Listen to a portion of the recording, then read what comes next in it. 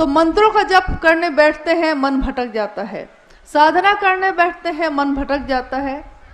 यहाँ तक कि हम योग और उपासना करने बैठते हैं, तब भी मन भटक जाता है।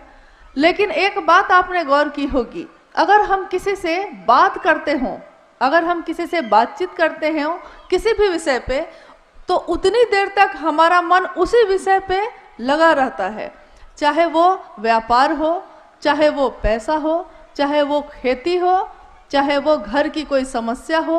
अगर किसी एक विषय पे हमने बातचीत शुरू कर दी है, यहाँ तक कि आपने देखा होगा कि अगर राजनीति पे बात शुरू हो गई तो धीरे धीरे आसपास के सारे लोग उसमें शामिल हो जाते हैं।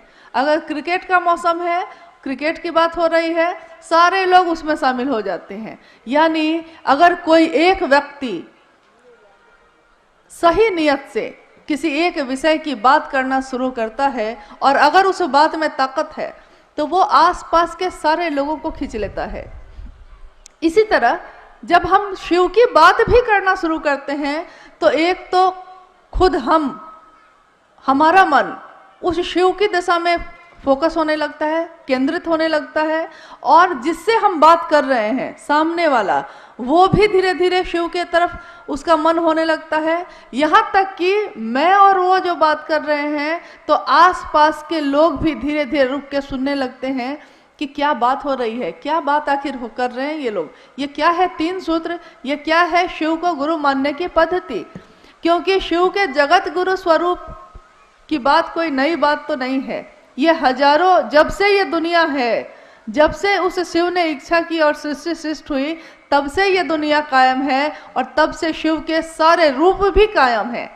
लेकिन अगर कोई बहुत अच्छा डॉक्टर हो और हम उससे दिखाने ही नहीं जाए, तो उस डॉक्टर की कोई गलती नहीं होती। हम में बीमारी है और हम जाते ही नहीं दिखाने। यहाँ तक कि अगर दूसरे कहते भी हैं कि अमुक डॉक्टर बहुत अच्छा है, जरा आप वहाँ क्यों नहीं दिखा लेते, तो हम सोचते हैं कि अच्छा उसने कहा है, कभी दिखा लेंगे, या फिर क्यों दिखाएं, उसके कहने पे क्यों दिखाएं, तो नहीं जाते। इसमें उस डॉक्टर की कोई गलती नहीं, गलती तो हमारी है कि हमने सुना भी, जाना भी, लेकिन हम गए नहीं। बहुत सुंदर कोई स्कूल है और हम अपने बच्चे को भेजेंगे ही नहीं, तो न तो उस स्कूल का कोई दोष है, न तो उस स्कूल में पढ़ाने वाले शिक्षकों का कोई दोष है। दोष उसका है जिसने सुना तो है, जाना तो है, लेकिन समझ के भी वहां गया नहीं। शिव गुरु है, जगत के गुरु हैं। ये आज हम और आप नहीं कह रहे हैं, ये तो हमारे ग्रंथों में लिखा है, हमारे उपनिषदों में लिखा है, शास्त्रों में लिखा है कि वो विश्व गुरु हैं, वो आदि गुरु हैं, प्रथम गुरु।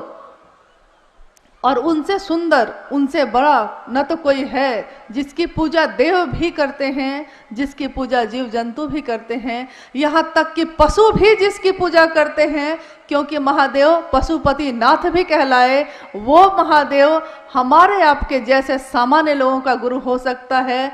इससे बड़ी बात, इससे असाधारण घटना इस जीवन में, इस दुनिया में नहीं घट सकती। क्योंकि आज तक हम लोगों ने तो यही सुना था, जाना था और समझा भी यही था कि वो शिव ईश्वर है, बहुत दूर है उसकी सत्ता, बहुत ऊपर है वो। और हम कहाँ, बहुत साधारण लोग, हमारे पास है क्या? न हमसे मंत्र जप होता है, न हमारा मन केंद्रित होता है, न हमें संस्कृत आती है, न तो हमें बहुत सुंदर कोई बात आती है। तो वो शिव मेरा नजदीकी कैसे हो सकता है? ये सोच सोच के आज से नहीं, हमने जब से जन्म लिया है तब से लेके आज अभी जिस जीवन में हम खड़े हैं, अब तक हम लोगों ने यही सोच सोच के अपने जीवन के अधिकांश समय को गंवा दिया कि शिव सीधे नहीं मिल सकता। तो कभी किसी का सहारा लिया, कभी किसी का लिया, कभी पुरोहित, कभी ज्योतिषी, कभी किसी पंडित, कभी किसी का, क्योंकि खुद पे ये विश्वास ही नहीं था, सोचते ही नहीं थे कि हम सीधे भी उस शिव से जुड़ सकते हैं। इसी काल में आप कहेंगे कि आखिर किसी व्यक्ति का नाम क्यों लिया जाता है जब शिव की बात हो। लेकिन आपने सुना होगा, शिव की पूजा जिसने भी की, शिव की भक्ति जिसने भी की, शिव का शिष्य जो भी हुआ, शिव उसी के नाम से प्रसिद्ध हुए। यहाँ तक कि उनके बड़े बड़े मंदिर भी अपने भक्तों के नाम से हैं। शिव अपने शिष्यों से जाने जाते हैं, शिव अपने भक्तों से जाने जाते हैं। तो आज के इस अभी के युग में एक व्यक्ति का जन्म हुआ जिनके बारे में आपने अभी सुना थोड़ी देर पहले। मंडल सर कह रहे थे कि शिव की शिष्यता की पृष्ठभूमि क्या है, उसकी व्याप्ति क्या है, उसका उद्देश्य क्या है, क्योंकि हर काम को करने के पीछे एक कारण होता है। तो वो व्यक्ति जिनका नाम, जिसको हम लोग प्यार से अभी कह रहे हैं वरेण्य गुरु भ्राता साहब श्री हरिंद्रानंद जी, उनके जीवन में बहुत सी घटनाएं होती चली गई, हमारे आपके जीवन में भी होती हैं। लेकिन आपने सुना होगा कि सेब तो रोज गिरा था, न्यूटन को ही क्यों दिखाई दिया कि सेब नीचे क्यों गिरता है। आप कहेंगे कि हमने भी देखा था, आपने भी देखा था, देखा तो सबने था, लेकिन जिसने लोगों को बताया, नाम तो आज उसी का आता है। तो शिव गुरु हैं, विश्व गुरु हैं, जगत गुरु हैं, आदि गुरु हैं, प्रथम गुरु हैं, देवों के देव हैं। ये हमने सुना है, कहानियों में पढ़ा है, अपने बुजुर्गों से सुना है, मंत्रों के जप में सुना है, लेकिन आज तक हम लोगों ने न तो ये समझा न किसी और को बताया। तो जब साहब श्री हरिंद्रानंद जी के जीवन में कुछ ऐसी घटनाएं हुई जिससे उनका मन ये सोच के कि शिव, जब गुरु के बारे में कहा जाता है कि गुरु साक्षात पर ब्रह्मा, तो वो पर ब्रह्मा यानी शिव, ईश्वर, शिव, वही गुरु क्यों नहीं हो सकता? क्योंकि हम लोगों ने आज तक यही सुना था कि गुरुर ब्रह्मा गुरुर विष्णु गुरुर देवो महेश्वर, गुरुर साक्षात पर ब्रह्मा गुरुर देवो महेश्वर। गुरु भगवान होता है, गुरु महेश्वर है, तो वो महेश्वर, वो शिव खुद गुरु क्यों नहीं हो सकता? ये सोच कर ही साहब श्री हरिंद्रानंद जी ने शिव को गुरु बना लिया। और उससे पहले वो जितनी भी साधनाएं उन्होंने की थी, चाहे वो शमशान की साधना हो या योग हो या मंत्रों का जप हो, सब कुछ छोड़ दिया और कहा कि शिव अब मेरे गुरु हैं और अब जो करेंगे वही करेंगे। बाद की घटनाओं में, बाद के समय में ऐसी ऐसी बातें होती चली गई जिससे ये अनुभूत हुआ उन्हें कि नहीं, शिव सिर्फ नाम के नहीं, ये तो काम के भी गुरु हैं। शिव जिस तरह ईश्वर के रूप में हमारी आपकी पुकार सुनते हैं, हमारी मन्नतें पूरी करते हैं, हमारे उपवास और हमारे सोमवार के व्रत का फल भी मिल जाता है, वो शिव गुरु के रूप में हमें ज्ञान भी देते हैं और जीवन जीने की कला भी सिखाते हैं। क्योंकि अगर आपके पास संपत्ति बहुत हो, ज्ञान ही नहीं हो उस संपत्ति को चलाने का, तो वो संपत्ति बेकार हो जाती है। कहा भी जाता है कि आप अपने बच्चे को संपत्ति दे सकते हैं, पैसा दे सकते हैं, लेकिन अगर आपका बच्चा, आप कितने भी बड़े विद्वान हो, आप ही का बच्चा आपसे अगर ज्ञान नहीं लेना चाहेगा, तो ज्ञान ऐसी चीज़ है जिसको आप जबरदस्ती किसी को नहीं दे सकते। चीज़ें दे सकते हैं, संपत्ति दे सकते हैं और अपना सब कुछ दे सकते हैं, लेकिन ज्ञान नहीं दे सकते। इसीलिए हमारे पूर्वजों में हमेशा यह कहा जाता था, या अभी भी कहा जाता है, कि गुरुमुख हुए कि नहीं आप, यानी गुरु के तरफ आपका मन हुआ कि नहीं।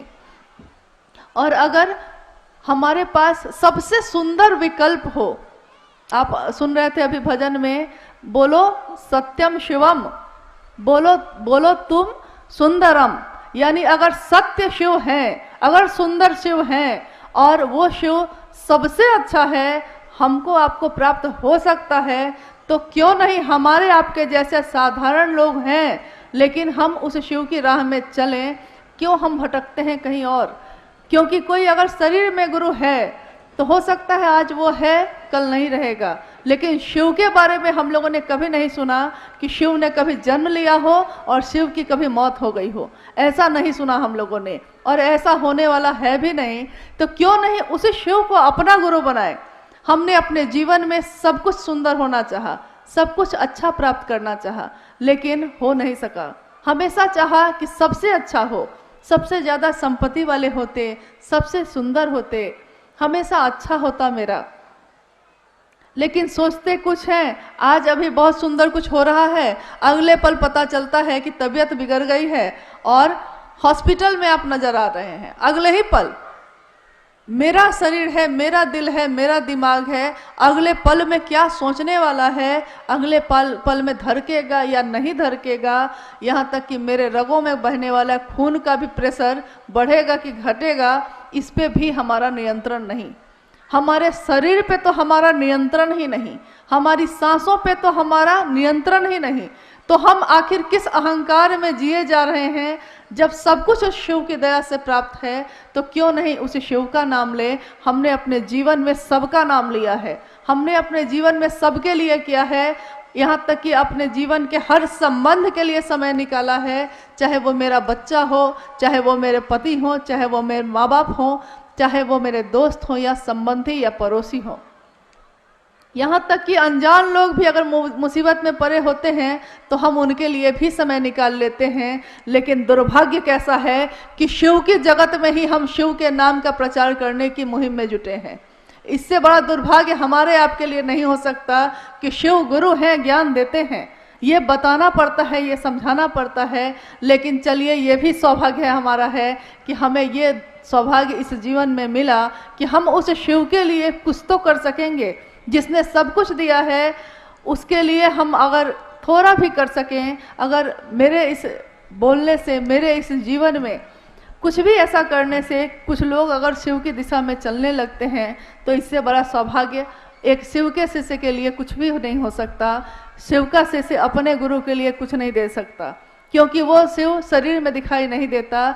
न तो उसको आपके किसी भी वस्तु की चाह है, न तो उसको आपके रुपए पैसे की चाह है, न तो प्रसाद का भोग ही खाता है वो तो निहंगी शमशानी मदमस्त शिव है। हमारे गुरु हैं वो, और गुरु जैसा होता है शिष्य भी वैसा ही होता है। आपने देखा होगा कि हमारे जीवन में कुछ ऐसी घटनाएं होती हैं कि किसी ने कुछ कह दिया है, हम उस बात को भूल नहीं पाते, हमारा मन उसी बात पे टिका रहता है कि उसने ऐसा क्यों कहा। दुखी हैं हम, मन ही मन दुखी हैं, जबकि दुख का कोई कारण नहीं है।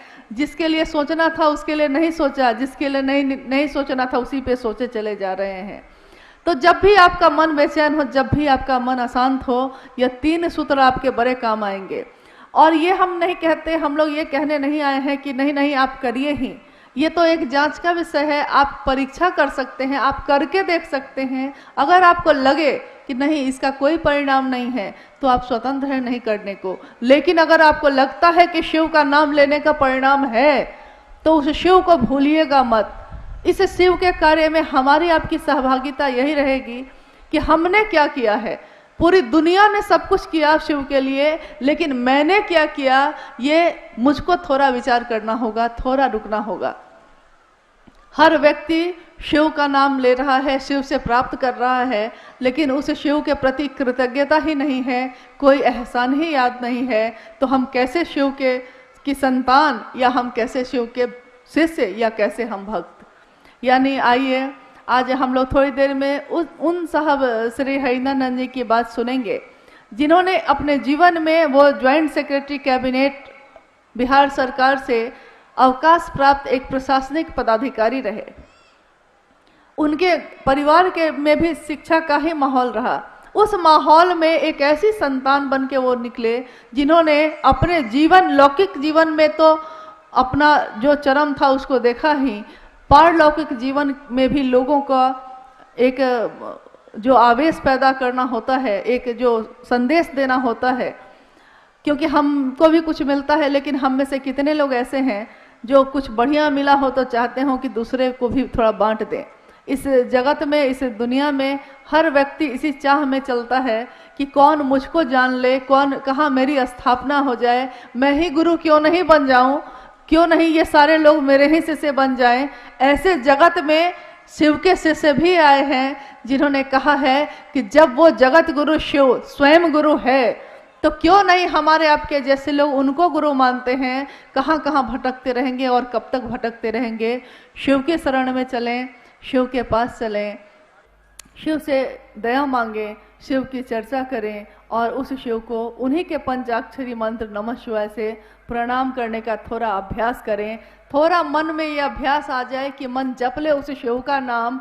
कहा जाता है कि सांसों की माला पे, सांसों की माला जन्म से शुरू होती है और मौत के साथ खत्म हो जाती है। उन सांसों की माला पे जप लूं मैं शिव का नाम।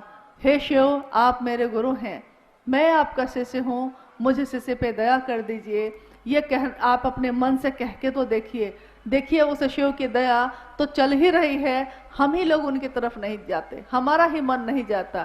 थोड़ी उस शिव की चर्चा करके देखिए क्या होता है जीवन में।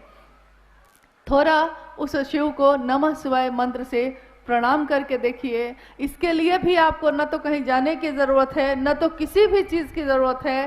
सांस चलती है आपकी, आती है और जाती है, उसी सांस पे आप बहुत सहज और सरल ढंग से नमः शिवाय का अभ्यास कर सकते हैं।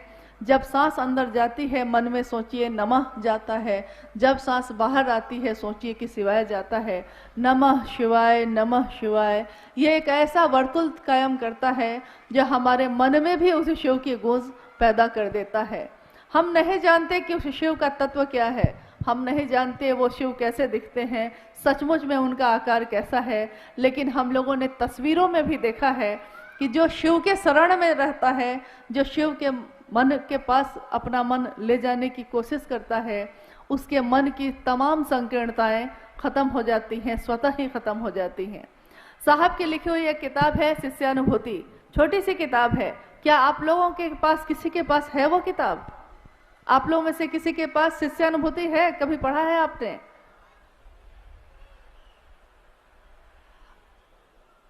नहीं है क्या? नहीं मिली, किसी को नहीं मिली। उसमें शिष्यानुभूति का अर्थ ही होता है एक शिष्य की अनुभूति, और आपको सुन के अच्छा ही लगेगा कि उसका मूल्य यही है। मूल्य के आगे लिखा हुआ है आपका शिव का शिष्य होना।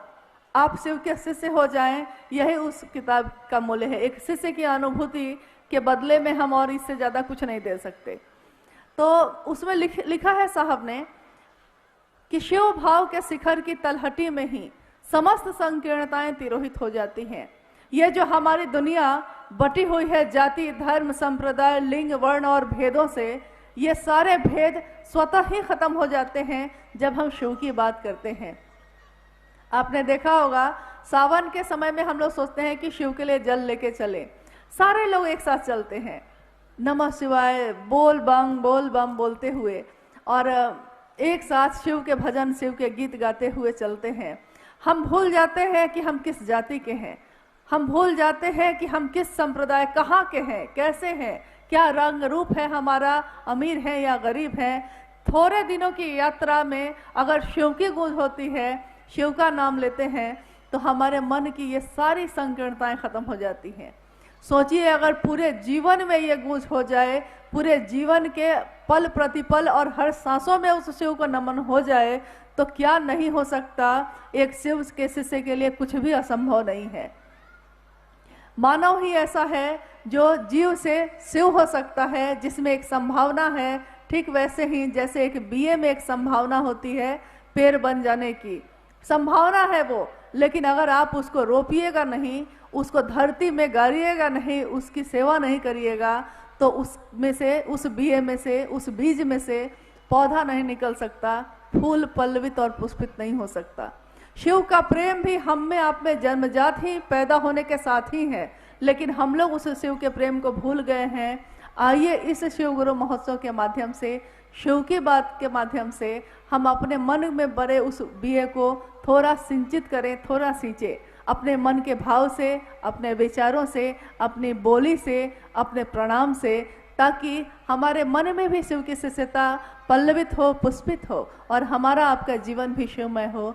थोड़ी देर में साहब श्री हरिनानंद जी से हम लोग सुनेंगे कि कैसे हम अपने गुरु की दिशा में चल सकते हैं, किस तरह चलें, क्या करें। इसके लिए थोड़ी देर में वो तुरंत उपस्थित होंगे, और हमारा अनुरोध होगा उनसे कि हम सभी शिव शिष्यों को ऐसी ऊर्जा दें ताकि आने वाले समय में हम अपने शिव के लिए कुछ भी काम आ सकें। हमने अपने जीवन में सबके लिए किया, थोड़ा शिव के लिए भी करें। आइए चलते हैं, और आप सभी के चरणों में मेरा प्रणाम है, इसी अनुरोध के साथ कि आज मिले तो हैं, लेकिन इस मिलन को भूलिएगा नहीं, इस बात को भूलिएगा नहीं। हम न रहेंगे, आप न रहेंगे, लेकिन हमारी संतान, हमारे परिवार, हमारे इस दुनिया में शिव का नाम चलता रहे। बस यही हमारा सबसे बड़ा कार्य, सबसे बड़ी सहभागिता शिव के गुरु कार्य में होगी। आप सभी के चरणों में मेरा